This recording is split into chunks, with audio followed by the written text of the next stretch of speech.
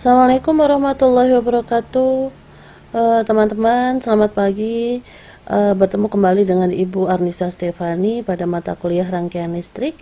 Pada kali ini kita akan membahas tentang kelanjutan dari mata kuliah kita sebelumnya. Kita masuk ke modul 2, ya. Apa saja yang akan kita bahas pada pembahasan kali ini? Yang pertama adalah kita akan membahas tentang beberapa komponen pasif, yaitu kapasitor dan induktor. Di sana kita akan menganalisis dan menghitung rangkaian komponen pasif tersebut. Berikutnya adalah kita akan membahas tentang aplikasi rangkaian op-amp, ya. Yang kemarin modul pertama kita sudah membahas tentang rangkaian op-amp dasar atau op-amp ideal. Kemudian kita akan mengkombinasinya dengan komponen pasif lain selain resistor, yaitu kapasitor dan induktor, melalui aplikasi rangkaian op-amp. Nanti kita akan membahas tentang implementasi penggunaan rangkaian op-amp pada rangkaian instrumentasi. Yang pertama kita langsung saja membahas tentang kapasitor. Apa itu kapasitor? Teman-teman pasti sudah tidak asing lagi tentang salah satu dari komponen pasif ini, yaitu kapasitor. Definisi kapasitor itu adalah elemen pasif. Elemen pasif yang didesain untuk menyimpan energi, gitu ya. Kalau resistor dia tidak bisa menyimpan energi, tetapi kapasitor dia merupakan komponen elemen pasif yang didesain untuk menyimpan energi. Yang jelas energi sementara, gitu ya. Dan pemakaian kapasitor biasanya banyak sekali digunakan pada rangkaian-rangkaian elektrik, gitu ya. Contohnya adalah tuning circuit pada radio receiver, kemudian pada komputer system, gitu ya. Kemudian kapasitor tersusun dari dua buah plat konduktor yang dipisahkan oleh bahan penyekat atau insulator di elektrik. Macam-macam bahannya, ada udara, ada keramik, ada kertas, gitu ya, atau mika, ya. Kita lihat di sini, teman-teman, ya. Jadi kapasitor itu seperti ini. Dia bagaikan dua buah plat, gitu ya. Dia terdiri dari dua buah plat, dua buah plat yang dipisahkan oleh bahan dielektrik di antaranya. Di sini contohnya macam-macam, ya. Contohnya adalah udara, gitu ya. Kemudian alirkan beda potensial pada kedua plat tersebut sehingga terjadi aliran muatan, gitu ya. Aliran muatan positif pada terminal positif menuju terminal negatif. Sehingga, gitu ya, besar muatan pada sebuah kapasitor nilainya adalah C atau kapasitansi kali tegangan yang melalui atau yang dialirkan pada di antara kapasitor. Kemudian kita akan membahas tentang nilai kapasitansi pada kapasitor. Kapasitansi adalah perbandingan atau rasio dari muatan pada sebuah sisi plat, ya. Tadi ada plat, ya. Jadi kapasitansi itu perbandingan dari muatan pada satu sisi plat kapasitor dengan beda potensial antara kedua plat, ya. Dimana satuan dari kapasitansi adalah farad, ya, disingkat F besar. Dimana nilai 1 farad adalah 1 coulomb per volt. Kita lihat, ya. Ini adalah dua plat kapasitor, kemudian dia dipisahkan oleh bahan dielektrik di dalamnya dengan nilai permittivity yang berbeda-beda tergantung dari jenis bahan dielektriknya. Ada udara, ada kertas, ada mika, gitu ya. Ada larutan elektrolit, gitu ya. Kemudian dia tersusun juga, plat tersebut tersusun juga dengan dari bahan metal dengan ukuran atau luas penampang, ya. Jadi hal-hal tersebut merupakan faktor yang mempengaruhi nilai dari kapasitansi. Apa saja tadi? Yang pertama, permukaan area plat kapasitor, ya. Jadi semakin luas area plat kapasitor, maka nilai kapasitansi akan semakin besar. Kemudian jarak antara dua plat kapasitor tersebut, ya, atau D ini ya, jarak antara dua plat tersebut, jika semakin dekat, maka nilai kapasitansi akan semakin besar. Dan permittivity material, jadi nilai permittivity yaitu jenis bahan, materialnya, penyekatnya, semakin besar nilai permittivitas, maka nilai kapasitansi juga akan semakin besar. Sehingga diperoleh nilai kapasitansi C, ya, yang sesuai dengan material gitu ya, tergantung dari, sehingga diperoleh nilai C atau kapasitansi sesuai dengan faktor yang mempengaruhi dari bahan atau material pembentuk kapasitor. Nilainya adalah sama dengan permittivitas kali luas dari plat kapasitor dibagi dengan jarak antara kedua plat. Sekarang kita akan membahas tentang hubungan arus tegangan pada kapasitor, teman-teman. Arus pada kapasitor, kita lihat kemarin kalau kita melihat nilai arus pada resistor, nilai arus adalah tegangan dibagi resistansi, nilai resistansi, ya. Jadi hanya hubungan perbandingan saja. Tetapi arus pada kapasitor kita lihat ya pada grafik ini. Di sumbu Y adalah arus terhadap perubahan tegangan terhadap waktu, gitu ya. Maka hubungan arus pada kapasitor, gitu ya, nilainya adalah linier, ya. Ini adalah nilai kapasitansi dari perubahan arus terhadap perubahan tegangan terhadap waktu. Sehingga diperoleh nilai I sama dengan dq per dt atau perubahan muatan terhadap waktu, atau juga bisa didefinisikan I atau arus sama dengan kapasitansi kali perubahan tegangan terhadap waktu. Kemudian bagaimana dengan tegangan pada kapasitor, ya? Jika kita lihat rumus dari I sama dengan C dV per dt, untuk mencari nilai V kita harus mengintegralkan dV per dt sehingga Vt sama dengan 1/c integral min hingga sampai T I tau d tau, gitu ya. Atau nilai Vt sama dengan 1/c dengan batas T0 sampai T I tau d tau plus V pada saat T sama dengan 0, gitu ya, kondisi mula-mulanya. Kemudian bagaimana dengan energi pada kapasitor? Energi pada kapasitor, kita lihat berapa daya yang diserap pada kapasitor. Rumus daya adalah P sama dengan V kali I, ya, yang nilai I nya adalah C dV per dt, kita kalikan dengan V sehingga dia menjadi sebuah nilai daya. Untuk nilai energi yang diserap yaitu W sama dengan integral dengan batas min hingga sampai T P atau daya P tau d tau, atau nilainya adalah sama dengan setengah CV kuadrat, gitu ya, dengan batas V min hingga sampai VT, ya, yaitu dapat disimpulkan nilai W atau energi adalah setengah CV kuadrat atau setengah kapasitansi kali tegangan dikuadratkan.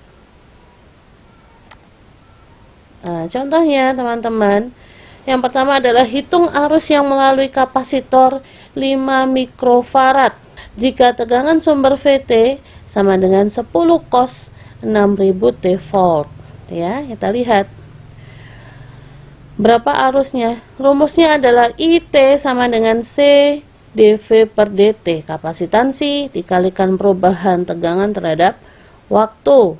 Nilai kapasitansi adalah 5 mikrofarad, yaitu 5 kali 10 pangkat min 6. D per dt, dV, V-nya adalah 10 cos 6000 T per dt, ya. Sehingga diperoleh, ya, turunan dari 10 cos 6000 T adalah 6000, ya. 6000 kali 10 integral turunan dari cos adalah min sin, gitu ya.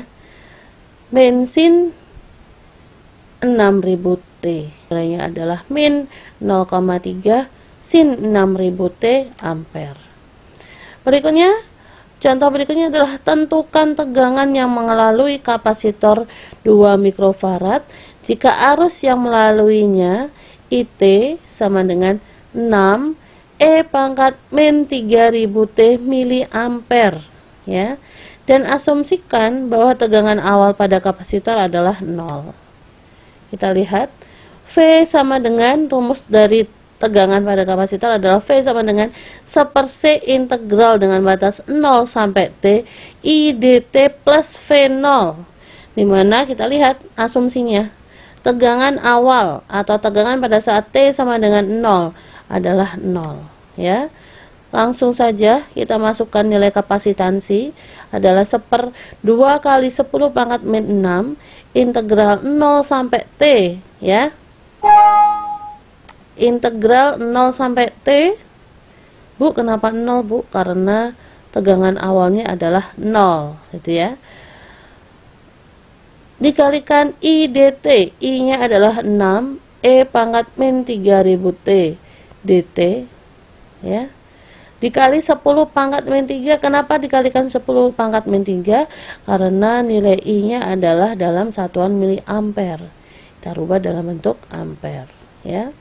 Sehingga kita peroleh nilai integral, ya, dari nilai tersebut adalah 3 kali 10 pangkat 3, gitu ya, per min 3000 E pangkat min 3000 T dengan batas 0 sampai T, sehingga nilainya adalah 1 min E pangkat min 3000 T volt. Contoh berikutnya adalah tentukan arus yang melalui kapasitor 200 mikrofarad dengan tegangan sebagai berikut. Jadi tegangannya dalam bentuk sebuah grafik, gitu ya. Kita lihat nilai tegangan di sumbu Y adalah VT, di sumbu X adalah T. Kita lihat batasnya adalah min 50 dan 50. Bentuk grafiknya adalah bentuk grafik segitiga, gitu ya. Kita akan mencari nilai arus yang melalui kapasitor. Berapa nilai arusnya, gitu ya. Pertama yang harus kita lakukan adalah merubah grafik tersebut ke dalam bentuk persamaan matematis. Pertama kita harus merubah grafik ini ke dalam bentuk persamaan, ya. Kita lihat ada batas, gitu ya. Dari T 0 sampai 1, ya, dia berbeda dengan nilai T 1 sampai 2. Kita lihat grafiknya berbeda, ya, dengan menggunakan persamaan garis, ya, hukum persamaan garis. Kita peroleh nilai dengan batas 0 sampai 1 adalah 50 T, ya. Bisa ya teman-teman mencarinya dengan memasukkan nilai dan X1 Y1 dan X2 Y2, gitu ya. Kita lihat X1 Y1 nya adalah 0,0 dan X2 Y2 nya adalah 1,50, sehingga diperoleh persamaan garis dengan batas 0 kurang dari T, sehingga diperoleh persamaan garis dengan batas 0 kurang dari T kurang dari 1 adalah 50 volt, gitu ya. Sampai dengan batas 3 kurang dari T kurang dari 4, ini ya, persamaannya adalah min 200 plus 50 T volt, ya. Dari sini kita ingat rumus I pada kapasitor adalah C dV per dt ya. Kemudian langsung saja kita masukkan rumus tersebut gitu ya. Nilai I sama dengan C nya adalah 200 mikrofarad, yaitu 200 kali 10 pangkat min 6 kali turunan pertama dV atau turunan pertama tegangan terhadap waktu. 50T diturunkan menjadi 50, 100 min 50T menjadi min 50, min 200 plus 50T kita turunkan, dia menjadi 50 ya. Dari nilai I tersebut gitu ya, nilai I nya sehingga menjadi, langsung saja dikalikan 200 kali 10 pangkat min 6 dikali 50 adalah 10 miliampere untuk batas 0 kurang dari T kurang dari 1 gitu ya. Dari nilai I T ini kita gambarkan dalam sebuah bentuk grafik. I dalam miliampere terhadap T gitu ya. Sehingga grafiknya adalah sebagaimana berikut. Berikutnya adalah kita langsung membahas pada rangkaian kapasitor seri dan paralel ya. Nilai kapasitansi yang terhubung pada N paralel kapasitor adalah jumlah tiap kapasitansi pada kapasitor. Kita lihat ya. Jika ada kapasitor yang dihubungkan secara paralel dan dihubungkan dengan sumber arus gitu ya, maka nilai I gitu ya, sesuai dengan hukum KCL ya, nilai I adalah arus yang masuk sama dengan arus yang keluar gitu ya. Rangkaian tersebut identik dengan rangkaian sumber arus yang dihubungkan dengan nilai kapasitansi ekivalen atau C ekivalen gitu ya, dimana nilai V nya adalah sama. Kita lihat ya, nilai V nya adalah sama. Sehingga nilai I menurut hukum KCL sama dengan jumlah arus yang masuk sama dengan jumlah arus yang keluar. Kita lihat jumlah arus yang masuk pada titik ini yaitu I dengan jumlah arus keluar yaitu I1 plus I2 plus I3 hingga plus I ke N gitu ya. Ini ya, hingga I ke N ya. Kita lihat, ingat kembali rumus dari I pada kapasitor adalah I sama dengan C ke K gitu ya. Jadi C ke K dV per dt ya. Kita masukkan untuk I1, untuk I2 sampai IN gitu ya. Sehingga diperoleh nilai C ekivalen dV per dt. Dimana nilai C ekivalennya kita lihat di sini ya. Kita ambil dV per dt nya karena nilainya sama atau nilai tegangannya sama, sehingga C ekivalennya adalah C1 plus C2 plus C3 plus sampai dengan Cn ya. Jadi paralel pada kapasitor berkebalikan dengan hubungan paralel pada resistor. Yang berikutnya adalah hubungan seri ya. Nilai kapasitansi dari hubungan seri beberapa kapasitor berbanding terbalik dengan jumlah kebalikan dari nilai kapasitansi pada masing-masing kapasitor. Kita lihat, kita analisa dengan menghubungkan kapasitor 1, kapasitor 2 hingga kapasitor ke N dengan sumber tegangan ya. Maka dia akan berlaku hukum KVL ya. Kita lihat rangkaian ini disederhanakan menjadi V dengan C ekivalen. Yang berlaku teman-teman adalah hukum KVL ya. Hukum KVL itu adalah V sama dengan V1 plus V2 hingga plus Vn ya. Ingat, rumus dari tegangan pada kapasitor adalah 1/C integral T0 sampai T I tau D tau plus VK T0 gitu ya. Langsung saja dimasukkan ya nilainya. Untuk C-nya, untuk V1 adalah C1, V2 adalah C2 hingga C ke N. Kita lihat setelah kita ambil integral I tau D tau ya, kita lihat ya, untuk rangkaian ini nilai I-nya adalah sama, sehingga nilai C ekivalen adalah seper C ekivalen sama dengan seper C1 plus C2 plus C3 hingga plus seper Cn. Berikutnya kita masuk pada pembahasan induktor, teman-teman ya. Induktor itu adalah sama, dia elemen pasif yang didesain untuk menyimpan energi dalam bentuk medan magnet ya.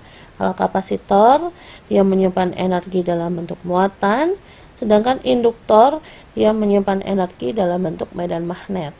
Induktor banyak ditemukan pada aplikasi elektronik dan sistem tenaga ya, seperti power supply gitu ya, transformer, radio, TV, radar, motor listrik gitu ya. Jadi banyak sekali kita akan bertemu dengan komponen pasif induktor. Bagaimana dengan nilai induktansi ya? Nilai induktansi pada induktor ditentukan oleh dimensi fisik dan konstruksi induktor tersebut ya. Biasanya rumus yang digunakan untuk menghitung nilai induktansi diperoleh dari teori elektromagnetik, yaitu di sana ada N, banyaknya lilitan. Kemudian L, panjang dari core.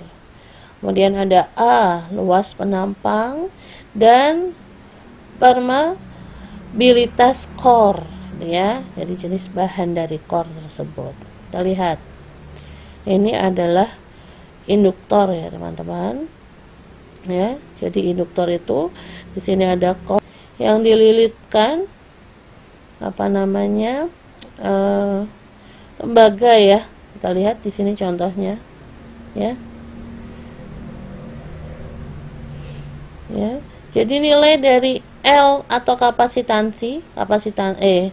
jadi nilai dari L atau induktansi ya, pada induktor adalah induktansi. Dia dipengaruhi oleh L, panjang dari core, ini panjang dari core ya. Kemudian luas penampang ya, luas penampang dari core tersebut. Kemudian banyaknya lilitan ya, kita tahu ya, nilai V tegangan pada induktor sama dengan L dI per dt. Jadi kebalikan daripada kapasitor. Dan berapa nilai induktansi L ya? Nilainya adalah N kuadrat atau banyaknya lilitan dikuadratkan dikalikan mu atau nilai permeabilitas core yaitu jenis core dikalikan A, luas penampang, per L, panjang daripada lilitan. Bagaimana hubungan arus tegangan pada induktor? Ya, kita lihat ya, di sini adalah bentuk simbol daripada induktor. Dia simbolnya adalah lilitan. Ada beberapa macam induktor. Ya, ada air core gitu ya, ada iron core, ada variabel iron core. Jika V pada induktor adalah L dI per dt ya, maka nilai I pada induktor ya, jadi kita integralkan menjadi I sama dengan 1 per L integral min tau sampai T V tau d tau ya, sehingga nilai I nya sama dengan 1 per L integral dengan batas T sama dengan 0 sampai T V tau d tau plus I pada saat T sama dengan 0 ya. Nilai energi juga sama teman-teman ya, P nya adalah sama dengan V kali I, tinggal kita masukkan nilai V dikalikan dengan I, dan nilai energi yang diserap gitu ya adalah integral dari daya terhadap waktu oleh nilai W sama dengan setengah LI kuadrat. Bagaimana dengan hubungan rangkaian induktor seri dan paralel? Ya, kita lihat untuk menganalisa rangkaian seri ya ini ya. Jadi kita menghubungkan beberapa induktor dengan nilai induktansi yang berbeda-beda, dihubungkan secara seri ya, langsung dihubungkan dengan sumber tegangan. Maka dari gambar rangkaian tersebut apa yang bisa teman-teman analisa? Ya, yang pertama, nilai arus selalu sama. Kemudian nilai tegangan berbeda. Sehingga kita akan mengaplikasikan hukum KVL. Ya. Ya, ini adalah bentuk rangkaian ekivalen V terhadap L ekivalen. Nah, ini adalah KVL ya. Jadi V sama dengan V1 plus V2 hingga flip V ke N, kita langsung memasukkan nilainya V sama dengan L1 dI per dt plus L2 dI per dt hingga plus L ke N dI per dt ya. Kita lihat karena nilai I sama ya, yaitu nilai I sama karena nilainya paralel rangkaiannya karena rangkaiannya adalah rangkaian seri, maka kita tinggal menjumlahkan saja nilai L-nya, L1 plus L2 plus L3 hingga plus L ke N ya. Sehingga untuk nilai induktansi ekivalen ya pada rangkaian seri nilainya adalah sama dengan L1 plus L2 plus L3 hingga plus L ke N.